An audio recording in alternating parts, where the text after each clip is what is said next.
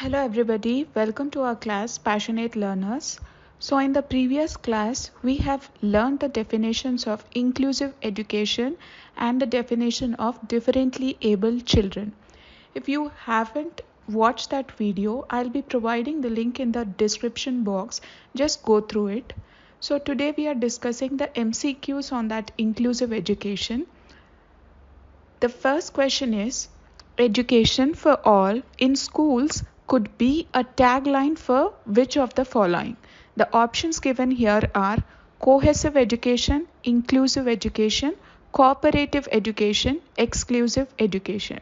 We already learnt in the previous class that inclusive education is the education to provide to every child irrespective of caste, creed, religion and their disability. So the answer here would become inclusive education. The second question is, while teaching a single parent child, a teacher should. First one, treat such a child differently. B, assign lesser home assignments to such child. C, provide stable and consistent environment. And D, overlook that fact and treat that child at par with other children. So one thing we have to remember that whenever we are treating a differently abled child or a single parent child, we need to provide them with conducive and positive environment. We need not to treat them differently. So here the correct answer would become C, provide stable and consistent environment. The third question is, which of the following is true about gifted learners? A, they make everyone else smarter and are essential for collaborative learning. B, they always lead others and assume extra responsibility in the classroom. C, they may achieve lower grades due to their heightened sensitivity. D, their importance is primarily due to their brain power. So one thing we need to understand that a gifted learner is a person, is a child who performs very well in his or her academics. So for what purpose do we need these gifted learners is the question. The first option, if we look into it, they make everyone else smarter and are essential for collaborative learning. Yes, if we try to involve them in the collaborative learning or cooperative learning, their ideas can be shared with the normal child and it gives a chance for improvement in the normal child also. So the correct option would become A. They make everyone else smarter and are essential for collaborative learning. The fourth question is, dysthymic disorders are A, mood disorders, B, sexual disorders, C, substance related disorders, D, somatoform disorders. The answer is D, somatoform disorders, which means that a human being lacks confidence in himself or herself. It is the state where a person lacks confidence in himself or herself, or may feel or may be filled with negative feelings. So this is the condition known as dysthymic disorder. The fifth question is, acceleration with reference to gifted children means accelerating the transaction of scholastic activities. B, speeding up the transaction of co-scholastic activity. C, promoting such students to next higher grade by skipping the present grade. D, accelerating the process of assessment. So one thing we need to understand here that acceleration means movement, velocity. So here acceleration with respect to gifted child means promoting the student to the next higher grade by skipping the present grade. The option is C, because the child can perform exceptionally well. So that is the reason why we are promoting him to the another grade, which actually means acceleration with respect to gifted child. The sixth question is, out of the box thinking is related to A, memory based thinking, B. Divergent thinking, C. Convergent thinking, D. Consistent thinking. So here out of the box thinking is thinking differently, thinking in a new manner, thinking somewhat different to the original style. So here the answer would become B. Divergent thinking. Divergent thinking means thinking differently, and convergent thinking, which is present in option C, means thinking in the same way, means doing a particular thing depending upon the same formula. So this is what convergent thinking is, and the question asked over here is out of the box thinking, which is different thinking, that is nothing but divergent thinking. In another way, we can also say convergent thinking means thinking based upon facts. Now, the seventh question is, a teacher asks her class to cover sharp edges of furniture with cotton and use touch and feel notice boards. Try to remember the word touch and feel notice boards, and books that need of which special category learners is she attempting to cater to. So the question is that the teacher is making use of touch and feel notice boards, and now for whom, for which kind of special learners is she attempting to cater to is the question.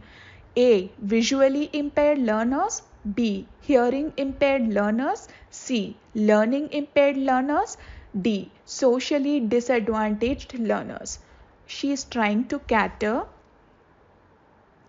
visually impaired learners because the word which is mentioned in the question is about touch and feel. So touch and feel is related to visually impaired learners.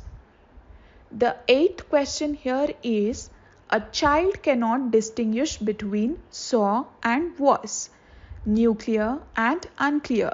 He or she is suffering from dysmorphia, dyslexia, word jumbling disorder, dysgraphia.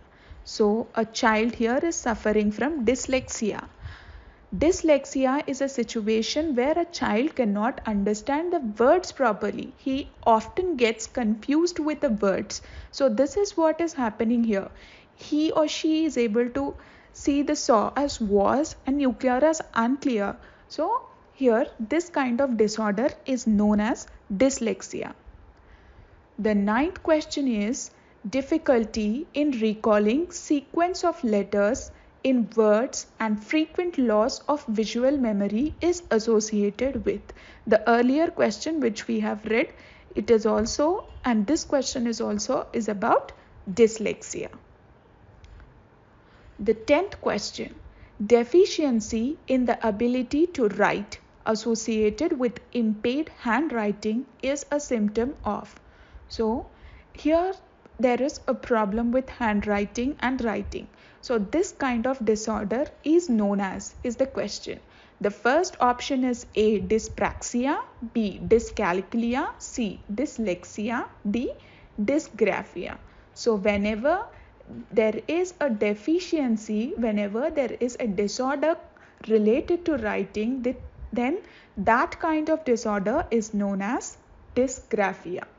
Remember that dyscalculia is a disorder which is related to mathematics. If a person is unable to understand mathematics, then that problem is known as dyscalculia.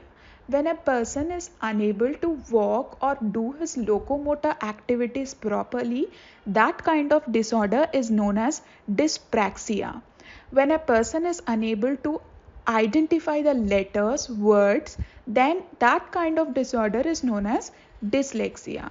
In this question, we are asked to identify the disorder which is related to writing, which is dysgraphia. 11th question, a disorder related to language comprehension. Apraxia, B. Dyslexia, C. Asphyxia, D. Aphasia. So the disorder related to language comprehension is D. Aphasia, where a person will be unable to speak out the language properly and understand the language properly. That is aphasia. 12th question is learning disability in motor skills is called. I have already mentioned you that the motor skills locomotor disability is known as dyspraxia. 13th question, which of these is the characteristics of a child with learning disability?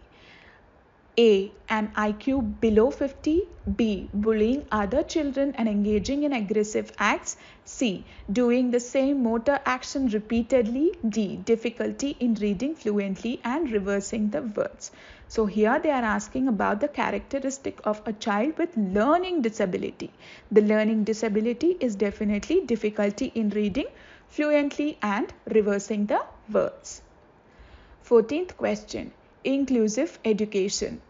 A. Includes indoctrination of facts. B. Includes teacher from marginalized groups. C. Celebrates diversity in the classroom. D. Encourages strict admission procedures. So the answer is celebrates diversity in the classroom. Means there will be different kind of people but studying in the same classroom, which is nothing but inclusive education. 15th question. Successful inclusion requires the following except capacity building, sensitization, C. Segregation, D. Involvement of parents. So successful inclusion requires capacity building, means to increase the abilities of a child. It is definitely required. Sensitization, yes, being sensitive to certain particular things, it is also required. Segregation means literally separation, treating them differently, which is not at all required. So the correct answer here would become segregation. 16th question. When a child with disability first comes to school, the teacher should A. Refer the child to a special school according to the disability. B. Seclude him from other students. C. Discuss with the child parents to evolve collaborative plans. D. Conduct an admission test. So the answer here would become C. Discuss with the child parents to evolve collaborative plans. 17th question. Dash is the process that helps to overcome barriers limiting the presence, participation and achievement of learners. Overcome the barriers means definitely the answer would become inclusion. 18th question. Multiple choice question is an example of A. Intelligent thinking. B. Random thinking. C. Convergent thinking. D. Divergent thinking. The answer is convergent thinking, because multiple choice questions won't give you any opportunity to think differently. If you know the answer, you need to put it correct. If you don't know, you would not be having any other option in to think differently in case of multiple choice questions. So the answer would become convergent thinking. 19th question is, in the peer acceptance aspect, children who receive equal number of positive and the negative votes are called controversial children. B. Negative children, neglected children. C. Rejected children. D. Popular children. So here the option would become A. Controversial children. A child who gets positive votes is a popular child. Who gets negative votes is a neglected child. Those child who gets equal number of positive and negative votes is a controversial child. So this is what the question is about. The last question is, bulimia nervosa is an eating disorder. B. A sleeping disorder. C. A physical disability. D. A type of nervous breakdown. A. It is an eating disorder where a person tends to eat a lot and always tries to find out ways to reduce the gained amount of weight. So this is kind of disorder. So thank you so much for watching this video. Please do like, share, comment and subscribe to Passionate Learners. Thank you.